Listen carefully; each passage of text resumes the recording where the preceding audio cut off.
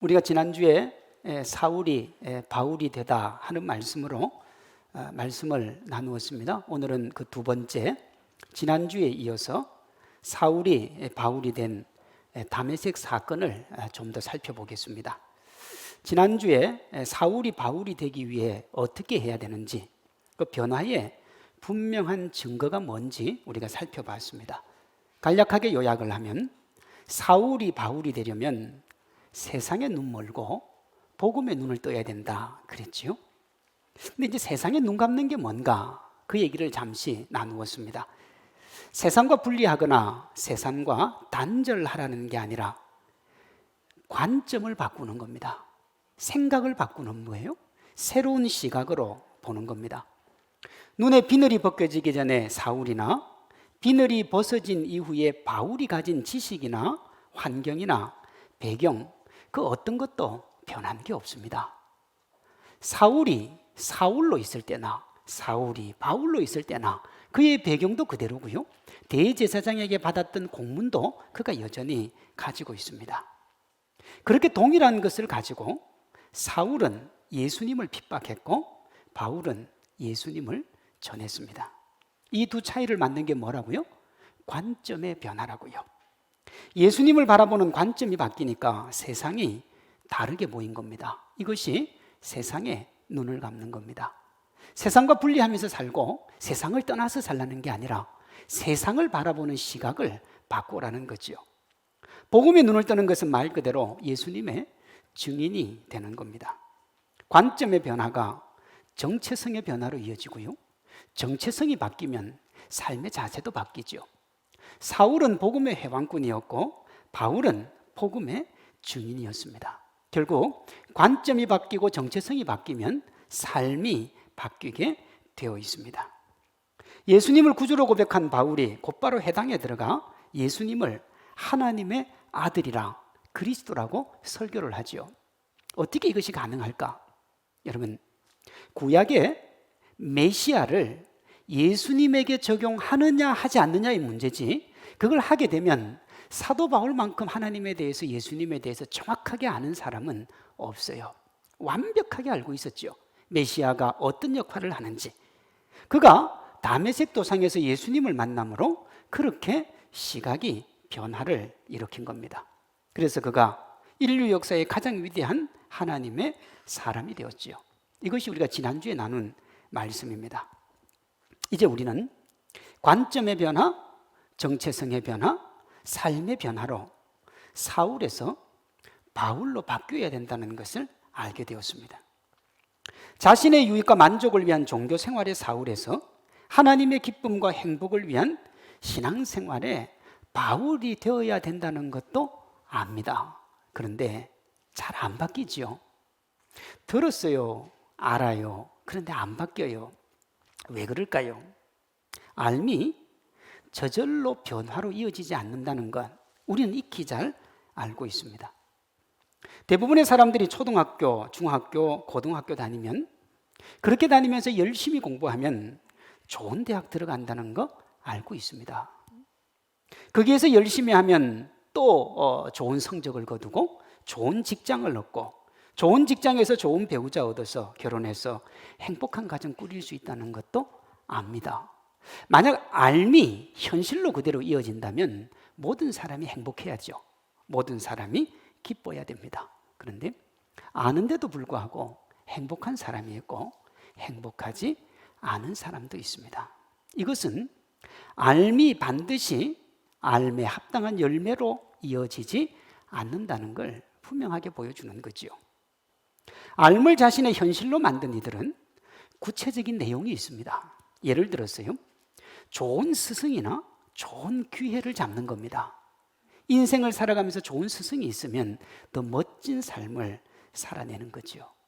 외국에서 이 학교가 참 좋은 학교다, 괜찮은 학교다의 기준이 뭐냐 그러면 세계적인 석학이 얼마나 있느냐입니다. 그 학교의 명예는 그 선생들이 사라지면 그 순위가 바로바로 떨어집니다. 우리나라는 절대 안 바뀌죠. 좀 이상한 겁니다. 좋은 스승, 좋은 기회요. 또 그것만 가지고는 안 되죠.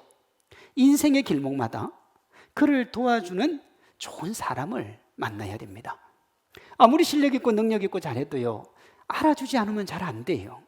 실력은 충분히 있는데 그를 도와주는 사람이 없으면 잘 안 됩니다. 그때 그를 도와주는 사람을 만나면 자기가 한 것보다 더 좋은 열매를 맺을 수가 있지요. 여기에 더해서 누구보다 자신이 열심히 하는 겁니다. 하늘은 스스로 돕는 자를 돕는다 그러잖아요. 열심히 해야죠. 최선을 다해야죠. 가만히 앉아 있으면 한두 번 기회는 올 수 있고 한두 명이 도와줄 수는 있어도 지속성을 가지기는 어려워요. 그러니 어떻게 해요? 조금 잘 되다가 이내 참 슬프고 아픈 현실에 직면하는 거예요. 좋은 스승과 기회, 길목마다 만나는 좋은 스승, 그리고 자신이 열심히 하는 것, 이것은 사울이 바울이 되는데도 그대로 적용이 됩니다. 오늘 우리가 사울의 관점의 변화를 이끈 이 사실을 우리가 한번 세 가지로 살펴보려고 그럽니다. 먼저 사울이 바울이 되는데 수훈갑을 한 역할을 누가 했느냐 그러면 예수님의 은혜가 합니다. 다시요. 예수님의 은혜가 이 모든 것들을 풀어가는 열쇠가 됩니다. 수훈갑의 뜻은 어떤 일의 승패를 좌우하는데 가장 어떤가는 공을 세운 사람, 그 사람이 수훈갑입니다. 사울이 바울이 되려면 반드시 하나님의 은혜가 있어야 됩니다. 내가 아무리 노력해도 안 돼요. 내가 아무리 달려가도 안 돼요. 일단 인생은 하나님의 은혜로 시작을 해야 되는 겁니다. 사울에게 임한 예수님의 은혜, 먼저 예수님이 사울을 찾아가시죠. 3절 5절입니다. 사울이 길을 가다가 다메섹에 가까이 이르렀더니 호련히 하늘로부터 빛이 그를 둘러 비추는지라 땅에 엎드려져 들음에 소리가 있어 사울아 사울아 내가 어찌하여 나를 박해하느냐 하시거늘 대답하되 주여 누구십니까? 이러시되 나는 네가 박해하는 예수라 그랬습니다. 주님이 바울을 찾아갔어요. 사울을요. 찾아가신 주님이 사울을 복음의 증인으로 선택을 합니다. 15절이요. 주께서 이르시되 가라 이 사람은 내 이름을 이방인과 임금들과 이스라엘 자손들에게 전하기 위하여 택한 나의 뭐라고요? 그릇이라 그랬습니다. 주님이 택했어요. 택하지 않으면 되지 않을 인생을 주님이 택해 준 겁니다. 마지막으로 사울이 바울이 되는 것을 도와줄 사람을 붙여줍니다. 10절 11절이요. 그때에 다메섹에 아나니아라는 제자가 있더니 주께서 환상 중에 불러 이르시되 아나니아라 하시거늘 대답하되 주여 내가 여기 있나이다. 주께서 이르시되 일어나 직가라 하는 거리로 가라 그랬어요. 아나니아를 거기 왜 보냈습니까? 사울 도와주라고요. 내가 그를 택한 그릇인데 그를 홀로 뒀다가는 내 그릇에 합당한 인생이 안 되니까 내가 너를 보낸다. 보내는데 누구를 보내셨느냐? 여러분 다메섹에서 하나님 제일 잘 믿는 사람 중에 한 명인 아나니아를 보내주신 겁니다. 나중에 보면요, 이 사도 바울이 아라비아 광야로 갔다가 3년 있다가 이제 예루살렘에 가거든요. 가니까 아는 사람이 없잖아요. 쭈삣쭈삣하게 아마 서 있었겠죠. 그때 12사도와 아주 막역한 관계에 있었던 바나바가 그를 제자들에게 사도들에게 소개를 시켜줍니다. 하나님이 누구도 준비하셨어요? 바나바도 준비해 주신 거예요. 근데 우리가 성경을 보면 아주 객관적인 정황으로 보면 사울은 예수님께 야단 맞아야 될 사람이에요. 이 사울이 예수님이 가장 사랑했던 스데반의 죽음을 주도했던 사람입니다. 그로 인해 말로 다 할 수 없을 만큼 교회와 성도들 그리고 예수님에게 생채기를 남긴 사람이 사울이에요. 지금 그가 다메섹으로 가는 이유도 뭐냐 하면 예수님을 더 아프게 하기 위해서 다메섹으로 가고 있는 거예요. 예수님이 그런 그를 찾아가서 복음의 증인으로 부르시고 그것을 감당할 수 있도록 최고의 사람을 붙여 주셨습니다. 예수님의 사랑이 사울을 바울로 만들었는데 그 중심에 차고 넘치는 예수님의 은혜가 있습니다. 사도 바울이 그 은혜를 받고 평생을 살았지요. 하나님의 사랑으로 살았습니다. 하나님의 은혜로 살았습니다. 힘들고 고단하고 아픈 인생이었지만 그가 인생길을 끝냅니다. 끝내면서 이렇게 하나님의 은혜를 고백을 합니다. 내가 나 된 것은 하나님의 은혜로 된 것이니 내게 주신 그의 은혜가 헛되지 아니하여 내가 모든 사도보다 더 많이 수고하였으나 내가 한 것이 아니요 오직 나와 함께 하신 하나님의 은혜로라 그랬습니다. 이 말에 참 대단한 말이 많이 들어 있습니다. 내게 주신 하나님의 은혜를 헛되게 하지 않기 위해서 내가 모든 사도보다 수고를 많이 했습니다. 39에 맞는 매를 5번 맞았고 이런저런 고난과 아픔의 길을 다 걸어갔습니다. 예수님 안 믿었으면 그가 먹고 사는데 문제 없었고요, 인생의 탄탄대로를 걸어갔을 사람입니다. 그런데 천막을 기보면서 자기 인생에 먹을 것을 얻어야 될 만큼 고단한 생을 살았습니다. 그렇게 수고하고 노력한 인생, 되돌아보면 내가 괜히 예수님 믿었구나, 내가 하나님 안 믿었으면 정말 떵떵거리고 멋지게 살 수 있는데, 요즘 말로 하면 최고급 승용차 타고 뷰가 아름다운 곳에서 멋진 집을 가지고 살 수 있었는데 그는 지하 감옥에서 참 오랜 시간을 보냈습니다. 그렇게 원망할 수 있는데, 한탄할 수 있는데 뭐라고 하느냐 그러면 이게 다 하나님의 은혜라, 하나님의 기쁨이요 하나님의 사랑이라 그래. 은혜가 뭔지를 알았던 거지요. 이 세상에서 누리고 사는 인생이 별 볼일 없는 인생이요, 주님 안에서 복되고 아름다운 거 가지고 하는 인생이 행복한 인생이라는 걸 누가 가르쳐 줬어요? 주님이 가르쳐 주신 거예요. 그래서 그는 자기 삶을 하나님의 은혜라 그랬어요. 우리 시대 최고의 스토리텔러인 필립 얀시가 이 하나님의 은혜를 이렇게 말했어요. 은혜는 우리의 행위가 아니라 하나님의 손에 달려 있다. 내가 어떻게 살고 어떻게 노력하고 어떻게 달려가느냐가 아니라 하나님이 나를 얼마나 붙들어 주셨느냐가 은혜의 인생의 핵심이다 하는 겁니다. 이것을 보여주는 실제 있었던 좋은 예, 무조건 안아주시는 그 하나님의 은혜가 뭔가 하는 게 제가 하나 찾았어요. 이런 겁니다. 미시간주 트래버스 시티 위쪽 시골 농장에 한 소녀가 살고 있었습니다. 뭐 어릴 때는 뭘 잘 몰랐습니다만 이제 10대가 되니까 유행이라는 것에 반응을 하죠. 아무리 시골에 살아도 사춘기는 오니까요. 어느 날부터 아이가 멋을 내고 폼을 내고 뭐 괜찮은 옷 입으려고 그러고 시내에 한번 나갔다고 오면 자꾸 이렇게 엇나가는 것 같고, 그래서 이 부모님이 딸에게 외출 금지령을 내립니다. 딸은 너무 나가고 싶은데 부모님이 못 가게 하니까 엄마 아빠가 나를 사랑하지 않는가 보다, 그래서 말다툼을 하게 되고 어느 날부터인가 밥만 먹고 자기 집 꼭 자기 방 문고리 걸어 잠그고 밖으로 나오지 않는 거예요. 부모님이 두드리면 밉다고 하고 그냥 먹을 것 두고 가라고 그러고, 그렇게 관계가 많이 소원해졌어요. 그러던 어느 날 밤 이 소녀가 생각을 합니다. 엄마도 나 사랑하지 아니하고 아빠도 나 사랑하지 않는데 내가 굳이 여기 살 필요가 있나? 그래서 가출을 하게 되고 디트로이트로 도망을 갑니다. 마침 그곳에 갔는데 소녀는 자신이 지금까지 본 것 중에 가장 크고 고급스러운 차를 몰고 다니는 한 남자를 만납니다. 그 남자가 차도 태워주고 점심도 사주고 잠자리도 제공을 해요. 어느 날 그 남자가 준 알약을 먹고 전에 느끼지 못했던 황홀함의 기분도 느낍니다. 야, 참 이분이 나를 정말로 사랑하구나. 그러면서 자신이 가출한 결정이 옳았다고 생각하고요, 그 남자에게 남자를 행복하게 하는 방법에 대해서 배웁니다. 20대 소녀가 뭐가 된 거예요? 율랑녀가 된 겁니다. 그렇게 율랑녀 생활을 하던 어느 날 우유팩 뒷면에 사람을 찾습니다 하는 문구와 함께 자신의 얼굴이 거기에 새겨져 있는 거예요. 놀랐지만 그렇게 많이 놀라지는 않았습니다.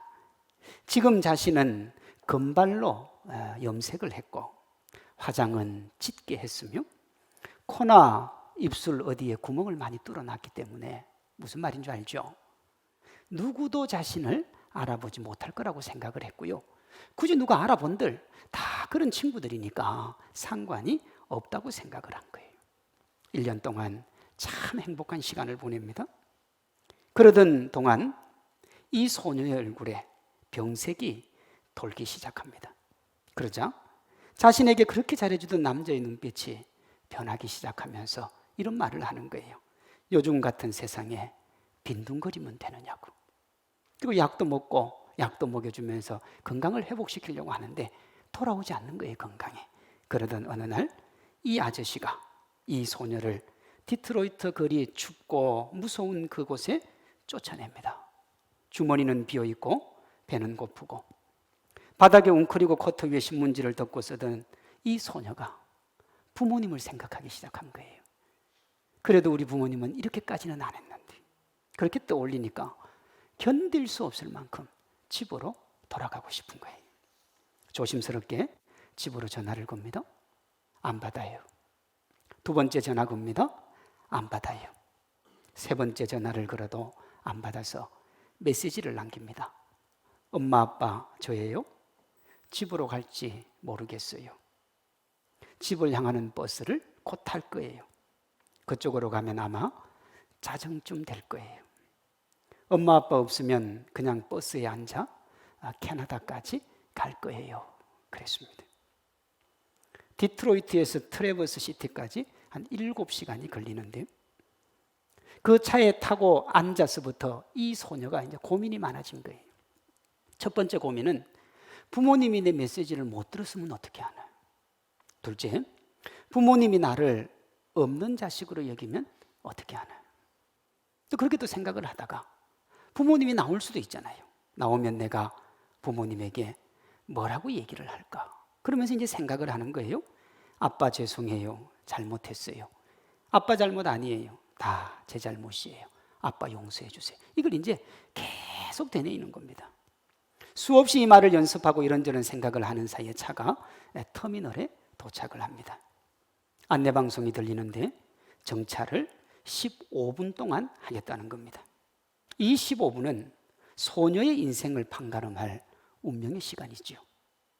부모님이 나오지 않았으면 이제 끝나는 거예요. 오만 가지 생각과 염려를 하며 터미널로 들어선 소녀는 자신이 생각하지 못했던 그 상황에 직면을 합니다. 모든 상황의 수를 생각해 봤는데 이건 생각을 못한 거예요. 터미널 안에 형제 자매로부터 삼촌들, 사촌들, 할머니, 할아버지까지 무려 40여 명이나 되는 일가 친척이 다 나와 있었고, 터미널 벽에 환영이라는 현수막이 덮여 있습니다. 그러던 사이에 그들 속에 아빠가 걸어 나옵니다. 아빠를 본 소녀는 녹아내리는 얼음처럼 눈물이 어른거리는 눈으로 아빠를 보면서 자기가 차 안에서 외웠던 그 말을 내뱉기 시작하는 거예요. 아빠 죄송해요. 그런데 그 말이 끝나기도 전에 아빠가 딸의 말을 가로막습니다. 딸아, 지금 용서를 빌고 있을 시간이 없어. 엄마가 집에서 너의 환영잔치를 준비하고 고대하고 기다리고 있거든. 딸아, 어서 가자. 여러분, 아무것도 묻지 않았어요. 네가 왜 우리를 이렇게 힘들게 하느냐? 우유팩 위에 너를 찾았는데 왜 연락이 없었느냐? 그런 말 한마디도 안 하고 그저 그 딸을 안아준 거예요. 딸은 이건 생각도 못한 거예요. 내가 잘못한 것, 내가 못한 것, 그거 다 따지고 난 다음에 할 줄 알았는데 그저 따뜻한 사랑으로 안아준 것이 전부였습니다. 이와 똑같은 사랑이 예수님이 둘째 아들 돌아올 때 그렇게 하셨죠. 집 나간 아들 돌아올 때 상거가 뭔데? 그 아이를 위해 버선발로 맨발로 뛰어가 그 아이를 맞아줬잖아요.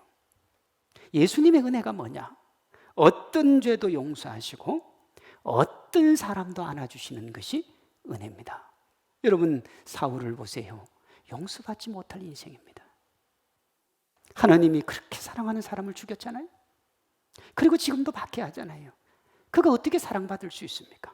그런데 주님이 그를 안아주신 거예요. 우리 주님이 십자가에 못 박혀 돌아가시기 전에 한편, 두 편의 강도가 있었는데 한편 강도를 용서해 주시잖아요. 여러분, 그때 그 강도가 용서를 받고 난 다음에 앞으로 그 강도가 성경 공부를 하겠습니까? 자신에게 피해를 입힌 사람들을 찾아가서 용서를 구하겠습니까? 할 수가 없어요. 주님과 함께 같이 죽어야 되니까. 그런데 주님이 그를 용서해 주시는 거예요. 적지 않은 사람들이 하나님의 은혜 누리기 위해서 내가 뭔가 해야 된다고 생각을 합니다.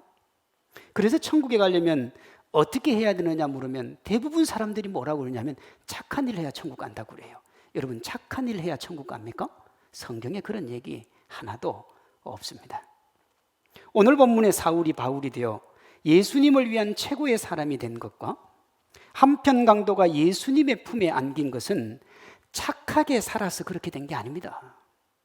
착하게 삶의 기준으로 하면 그들은 절대 예수님 품에 안길 수가 없는 사람이지요. 정말 둘 다 나쁘게 살았어요. 못된 행동 많이 했지요.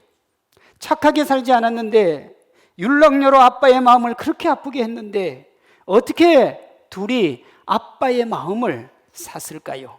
그것은 여러분, 아빠가 품기로 마음 먹은 거예요. 아빠가 안아주기로 마음을 먹은 겁니다. 그리고 그 대상을 찾아 나서시는 거예요. 이 찾아 나서는 사랑을 필립 얀시는 뭐라고 그랬느냐 그러면 사랑의 애타는 무력한 아버지라 그랬고요. 팀 켈러는 흥청망청 쓰시는 아버지, 당부 하나님이라 그랬어요. 흥청망청 쓰는 거예요. 누가 볼 때 이해할 수 없을 만큼 흥청망청 쓰시는 하나님이요. 이것이 주님이 우리에게 베풀어 주시는 은혜입니다. 최초 순교자의 영광을 아는 스데반의 죽음을 당연하게 여기고 그의 힘을 얻어 크리스찬을 박해하고 다메섹까지 방해의 영역을 넓혀가던 사울이 바울이 된 것은 그를 용서하고 안으신 예수님의 은혜 외에는 설명할 길이 없는 거예요. 그렇다면 우리도 예외가 아니겠지요. 종교 생활에서 신앙 생활로 넘어가는 것은 하나님의 은혜요. 때로 자기 의지와 노력으로 하는 사람이 있어요. 여러분, 실패하게 돼 있어요. 어떤 분은 집회 가가지고 감정의 동료를 하나님께서 주시는 은혜로 보는데 그것도요, 한계가 있습니다. 참으로 우리가 깨달아야 될 것은 뭐냐 그러면 한이 없는 사랑과 은총으로 부족하고 연약한 나를 안아주시는 한이 없으신 하나님의 사랑, 그 은혜, 그걸 깨닫는 길밖에 없는 거예요.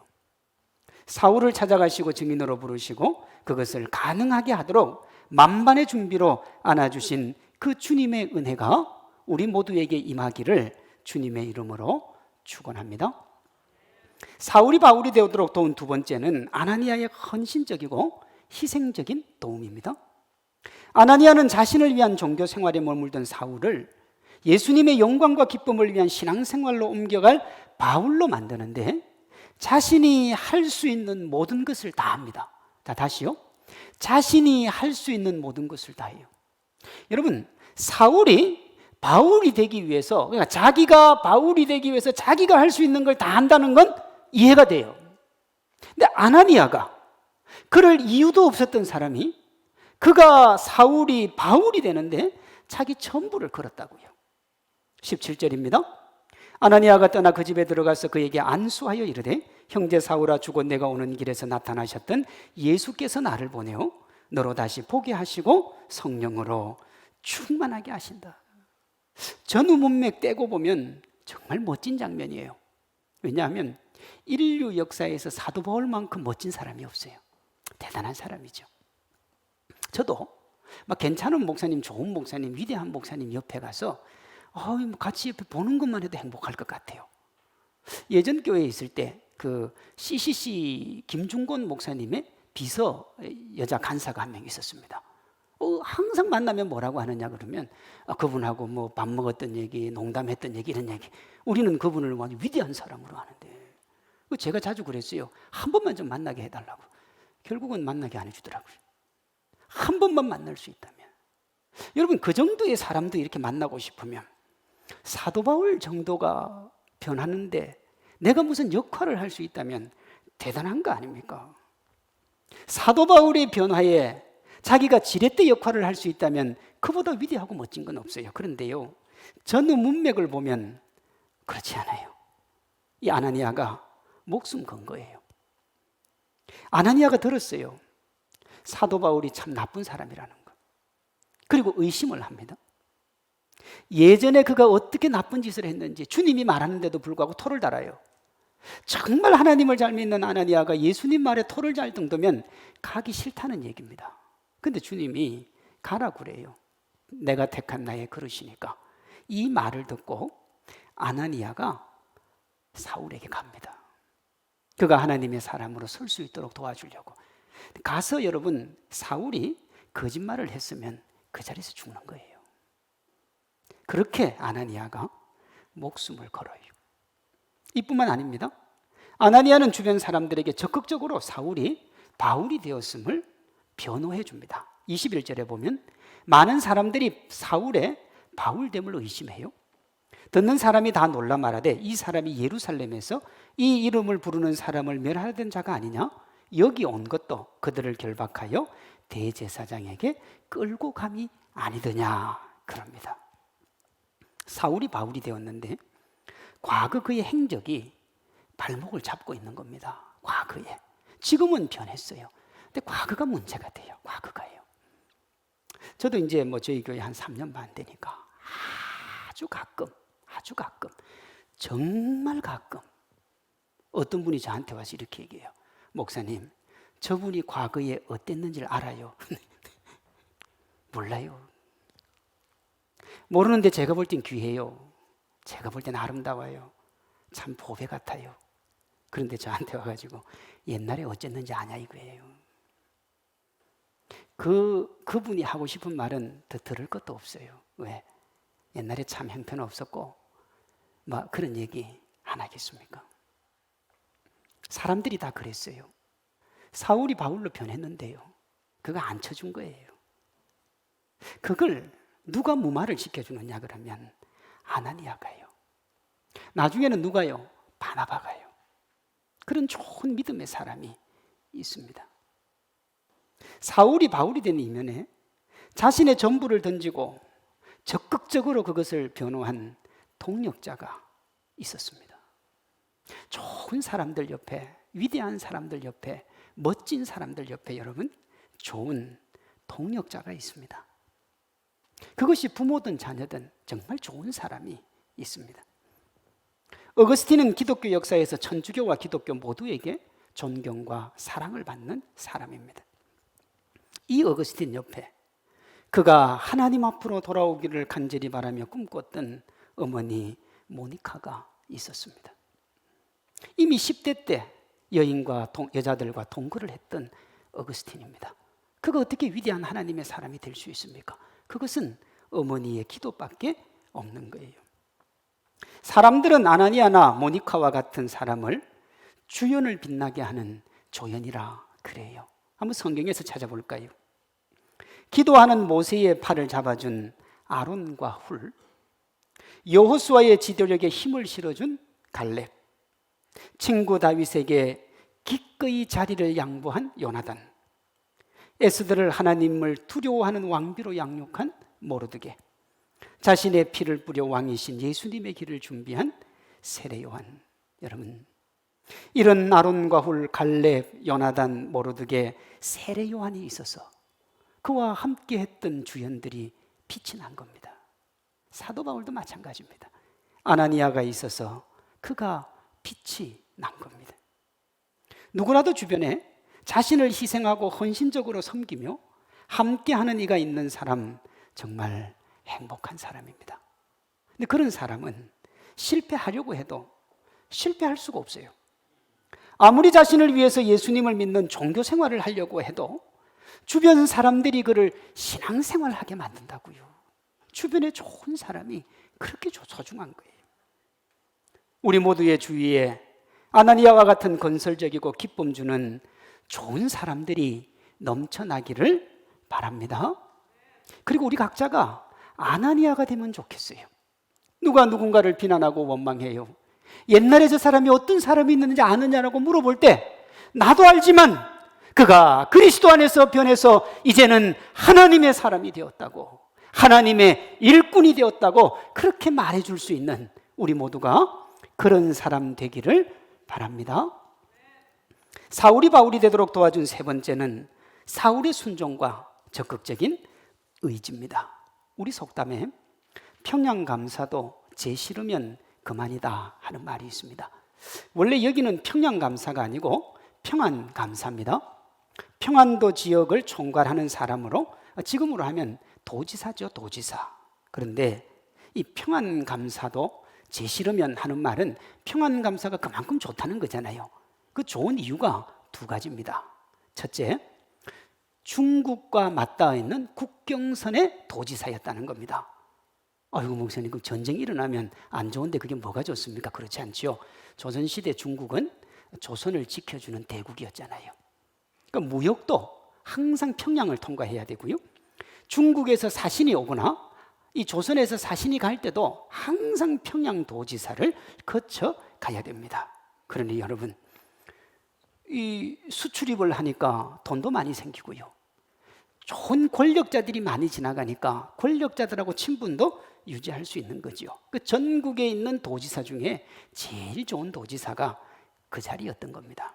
다른 하나는 미인입니다. 미인. 남남북녀라는 말이 있죠. 북한 여자가 예쁘고 남쪽은 남자가 잘생겼다는데 그 남남북녀의 중심지가 어디냐? 평양입니다. 조선시대에는 관청마다 기생이 있었고 그 기생은 도지사의 수청을 들어야 됩니다. 그러니까 뭐 춘향아 수청 들어라 뭐 그러잖아요. 근데 여기 보시면 정말 평양에 이쁜 여자들이 많았는데 자기가 마음만 먹으면 언제라도 밤에 데리고 놀 수도 있고 잠도 잘 수 있었다는 거예요. 우리 뭐 그리스도인들은 뭐 아무리 예쁜 여자 있어도 상관없지만 미인 마다하지 않는 산에 없다 하는 말이 있듯이 감사 중에 최고의 감사가 이 평양 감사일 수밖에 없는 거죠. 리차드 포스터가 돈, 섹스, 권력이라는 책을 적었습니다.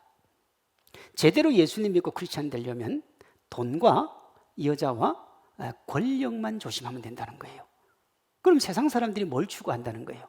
돈과 권력과 여자를 추구한다는 거예요. 자 보세요. 평양 감사가 권력 가질 수 있었죠. 미인 품을 수 있었죠. 거기에 재물까지 쉽게 얻을 수 있는 자리니 누구인들 평양 감사를 마다하겠습니까마는 그것도 자기 싫으면 의미 없는 거예요. 그렇잖아요. 내가 싫다는데 어떻게 해요? 세상 모든 사람이 다 좋아해도 내가 싫으면 그만 아닙니까? 이건 누구에게나 적용이 되는 거예요. 아무리 좋고 대단해도 본인 싫으면 그만입니다. 아무리 하나님이 사울을 바울되게 해서 인류 역사의 위대한 하나님의 사람으로 세우자고 마음을 먹어도 본인 마다하면 쉽지 않은 거예요. 본인 마다하면. 사울도 그렇게 생각할 수 있죠. 자신이 예수님 믿으면 전개될 그림이 어떤지 누구보다도 잘 알죠. 왜? 자기가 잡아 죽였으니까.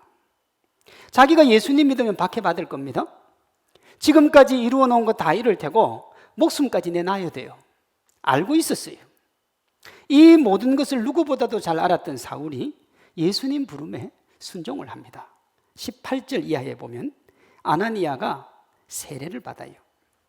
여러분, 눈을 뜨기 위해서 아나니아에게 세례를 받을 수는 안수는 받을 수 있습니다. 왜? 눈 떠야 되잖아요.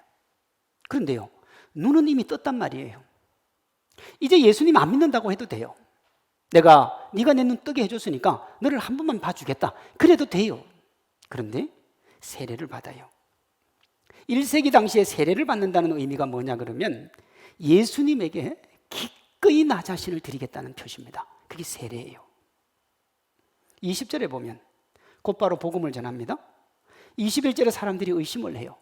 위축될 만한데 22절에 보면 그런데도 사울이 더 열심히 복음을 전합니다. 더 열심히 복음을 전하니까 이제는 유대인들이 당황스러워합니다. 크리스찬과 유대인 모두가 의심하고 당황스러워하면 움츠림만도 한데 더 적극적으로 복음을 전해요. 지금의 자신의 변화를 그대로 받아들인 겁니다. 지금까지 함께하던 유대인들에게 배척받고 기존의 크리스찬들이 의심을 거두지 않았어요. 그러면 이제 그가 뭐가 되느냐 하면 왕따가 되는 겁니다. 왕따. 배척받는 거예요. 그런데 그 길을 걸어가요. 평양감사 싫다면 어쩔 수 없습니다만 내가 그 길 걸어가겠다고 그러면 그것도 어쩔 수 없는 거예요. 그렇죠? 자식 이기는 부모 없다는 말이 그 말 아닙니까? 부모가 아무리 반대해도 자식이 그 길을 걸어가겠다는데 어떻게 할 거예요? 사도 바울이 나는 이제 주님만을 위해서 이 길을 걸어가겠다는데 누가 말리겠어요? 누가요? 예수님이요. 우리도 바울처럼 예수님께 적극적으로 순종하고 믿음의 삶 결단하고 삶의 현장에서 복음의 증인으로 살기를 원하세요. 우리가 말입니다. 하나님의 은혜, 그리고 주변에 우리를 도우는 그 사람들, 그리고 나의 강력한 의지와 결단으로 관점이 변하고 정체성이 바뀌고 삶이 바뀌는 겁니다. 그런데 이 세 과정 모두에 목숨을 거는 희생과 헌신이 있습니다. 예수님은 십자가에서 그 생을 내어주셨지요? 사울 부르기 위해서요. 아나니아는 사울을 바울로 만들기 위해서 자기 목숨을 걸었지요. 바울 자신도 바울이 되기 위해서 자기 목숨을 내어놔요. 여러분, 사울이 바울 되는 거 쉽지 않습니다. 정말 힘들고 어렵습니다. 그러나 그런 사람이 나오면, 그런 믿음의 주인공이 나오면 하나님의 나라와 하나님의 영광은 거침없이 뻗어나갈 수 있습니다. 주님이 지난주와 우리 이번 주 2주에 걸쳐서 이 말씀을 주시는 이유는, 저는 그렇게 생각해요. 이 마지막 때에 성산교회 성도들과 성산교회가 이 위대한 일을 해주면 좋겠다. 이 멋진 일을 해주면 좋겠다. 너희를 향한 내 은혜는 변하지 않으니 한 마음 한 사랑 한 뜻으로 믿음의 길을 달려가면 좋겠다. 저는 그렇게 봤습니다. 우리의 어떤 것도 기억하지 않으시며 한없이 용서하시고 따뜻한 사랑으로 안아주시는 그 예수님의 차고 넘치는 은혜를 삶의 매 순간마다 경험하고 우리를 도와주는 그 아나니아와 같은 사람들과 함께 믿음의 삶을 결단하며 주께 영광 돌리고 나아가는 우리 모두 되기를 주님의 이름으로 축원합니다.